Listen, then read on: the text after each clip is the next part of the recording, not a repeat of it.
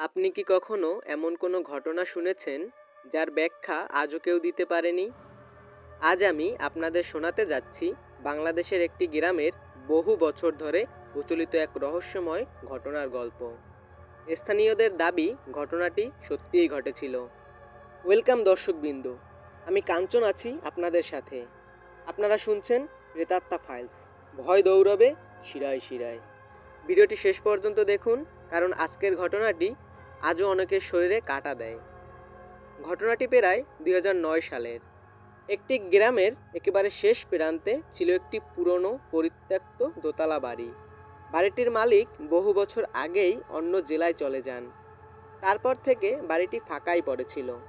গ্রামের মানুষ বলতো সূর্য ডুবে যাওয়ার পর ওই বাড়ির আশেপাশে কেউ যায় না, কারণ মাঝরাতে নাকি বাড়ির ভেতর থেকে শিশুর কান্নার শব্দ শোনা যেত। কেউ বলতো বাতাসের শব্দ, আবার কেউ বলতো অন্য কিছু।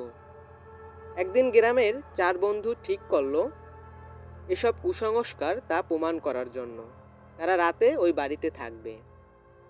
রাত 11টার দিকে তারা টর্চ আর মোবাইল নিয়ে বাড়িতে ঢোকে। প্রথম দিকে সবকিছু স্বাভাবিকই ছিল।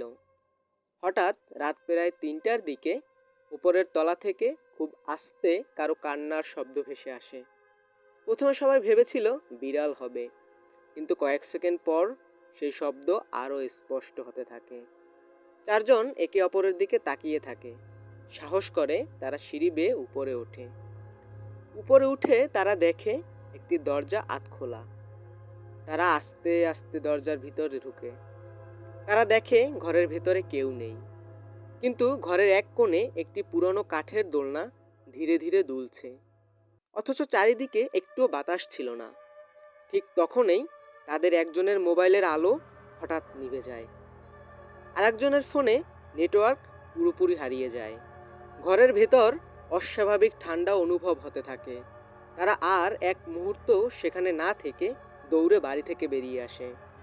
পরদিন সকালে গ্রামের আরও কয়েকজন লোক সেই বাড়িতে যায়, কিন্তু সেখানে কোনো অদ্ভুত জিনিস তারা খুঁজে পায়নি। দোলনাটিও সম্পূর্ণ স্থির ছিল, ঘরটিও একেবারে খালি।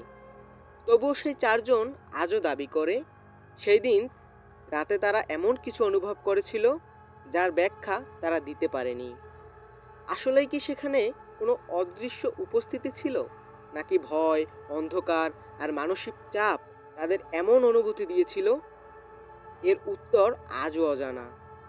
আপনারা কি মনে করেন, এটি কি কেবলই কাকতালীয় ঘটনা, নাকি সত্যি রহস্যের আড়ালে লুকিয়ে আছে অন্য কিছু? আপনার মতামত অবশ্যই কমেন্টে লিখুন। এমন আরও রহস্যময় গল্প শুনতে চাইলে চ্যানেলটি সাবস্ক্রাইব করুন এবং ভিডিওটি শেয়ার করুন। আর আপনাদের সাথে ঘটে যাওয়া বা শোনা কোনো ভৌতিক বা অলৌকিক ঘটনা থাকলে কমেন্ট বক্সে দেওয়া ইমেলে লিখে পাঠিয়ে দিন, যা পরবর্তীতে এই চ্যানেলে শোনানো হবে। ধন্যবাদ।